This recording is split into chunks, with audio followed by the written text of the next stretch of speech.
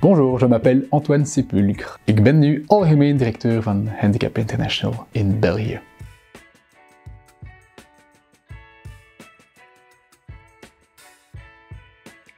Ik ben eigenlijk gestart in de privésector, waar ik 7, 8 jaar lang gewerkt heb. In verschillende departementen. In een logistiek departement eerst. Daarna in een internal advisory departement. En tenslotte was ik meer gelinkt aan producten. En ik zat in een firma waar ik hoofdnamelijk als finance manager en verantwoordelijke werkte. Je suis arrivé ici en fait par un ami qui est un collègue aussi, qui m'a parlé de l'association lors d'un moment où je me cherchais un peu professionnellement. Et cet ami est venu me trouver et m'a indiqué le fait qu'un poste s'ouvrait au sein de l'organisation. Je ne connaissais pas bien l'association avant d'arriver en 2018 chez Handicap International. J'ai appris à connaître cette organisation et à l'aimer. Et aujourd'hui, je suis content de démarrer ce nouveau chapitre. Ça ne me fait pas grand-chose, je suis honoré forcément. Honoré, je sens aussi que voilà, qu'on me confie une responsabilité importante au sein de l'organisation. Après, je suis confiant aussi, parce que je sens que je suis très bien entouré. Nous avons plus de 70 personnes qui travaillent à Bruxelles, qui regroupent une série d'expertises complémentaires et assez impressionnantes, je pense. Oei, hiërarchie is een woord die mij soms een beetje kippenvel geeft. Ik ben daar geen grote fanatiek van. Waar ik wel zeer erg in geloof, is dat als je eigenlijk wenst dat een organisatie vlot draait, dat er een heleboel rollen zijn die genomen moeten worden. En tussen al die verschillende rollen zijn er rollen die een beetje meer ervaring vragen. En ook rollen die misschien voor zekere profielen meer geschikt zijn dan voor anderen. Waaronder ook meer management en leadership profielen. En dus ik zie mij echt als, in mijn nieuwe rol als deel van een grote keten. En mijn rol is om ervoor te zorgen dat iedereen in dezelfde richting kijkt, dat wij allemaal weten waar wij voor staan en dat wij ook gefocust kunnen werken op sommige projecten, zodanig dat wij ook zeer kwalitatieve tijd kunnen besparen voor een heleboel andere belangrijke dingen in het leven. Alors pour cette première année, 3 grandes priorités.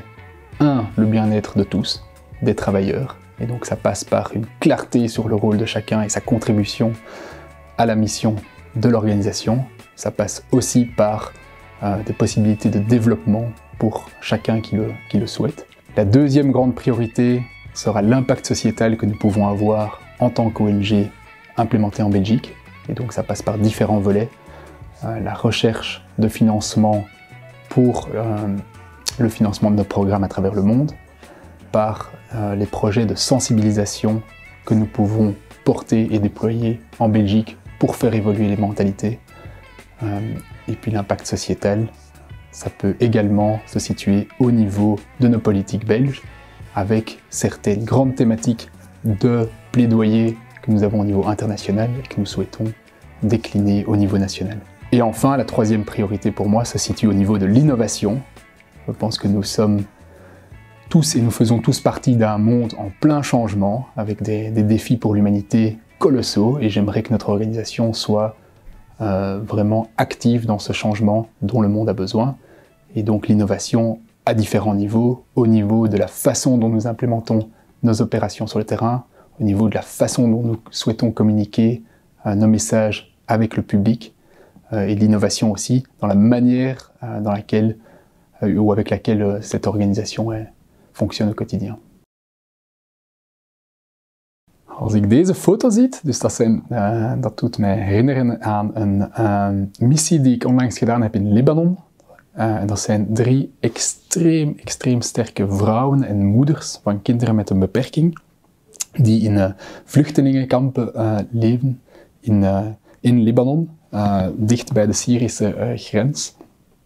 En ja, zo'n beelden geven mij hoop eigenlijk en veel kracht en geven mij veel energie om te blijven doen wat wij als organisaties doen. De contexten waarin die mensen leven zijn onmogelijk te vergelijken met de contexten waarin wij, of ik tenminste, hier in België leef.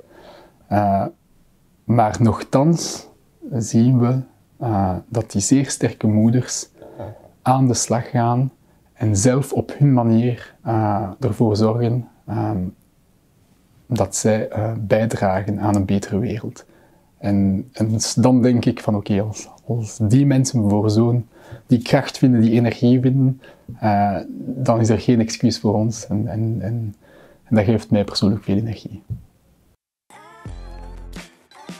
L'esprit One Team, pour moi, il consiste à regarder tous ensemble dans une même direction.